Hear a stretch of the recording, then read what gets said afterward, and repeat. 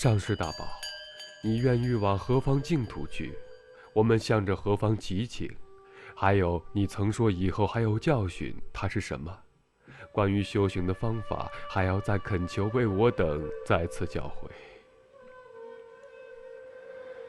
你们乐意何方就向何方祈请，无论何方，只要虔诚祈请，我就在他们面前。若有所求，就要真诚一心祈请。现在，我要到东方献乐净土去朝礼不动如来。所谓最后要说的遗嘱，就是我米拉日巴死了之后，你们所熟悉的那藤杖和布衣，是我唯一的财产。热琼巴很快就要来了，把这2件遗物交给他，这是能修风息的元气。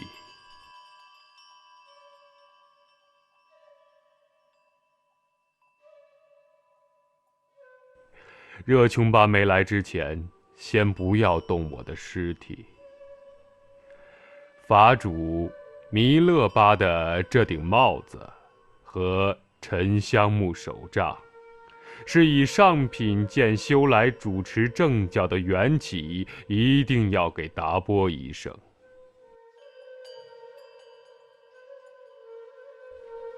这个天灵盖碗，安宗东巴，你拿去。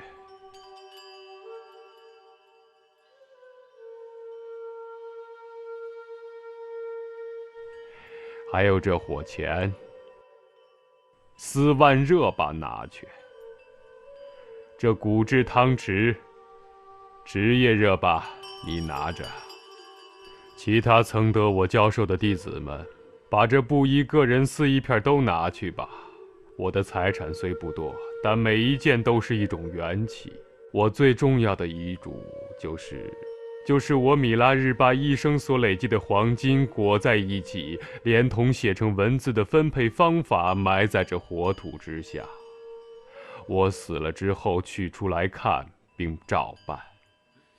至于你们实修的规范，你们切勿为了贪求今生的名誉而喝那毒水呀！要把那名为佛法，实为追求世间荣华富贵的一切虚荣都抛弃掉，要努力去修善法，这样就会了悟空性。了悟空性，则生起悲心，有了悲心，就泯除自他2相，没有自他，才有利众生。能利众生，则可与我见，见我就有成佛的可能。愿我与佛及众弟子正成一体，无区分。上师啊，上师啊，你们务必听我的话，照我的样子去做，继承我的事业。上师，上师啊，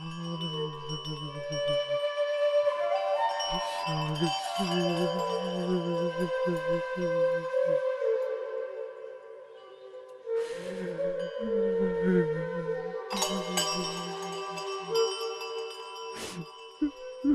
上师啊，上师啊，上师啊！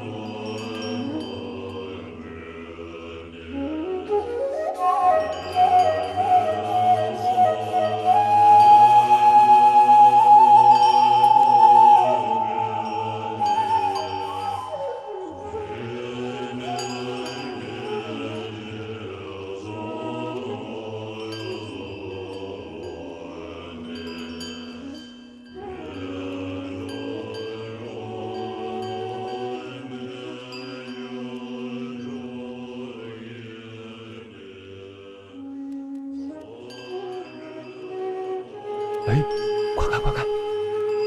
啊，快看！这是……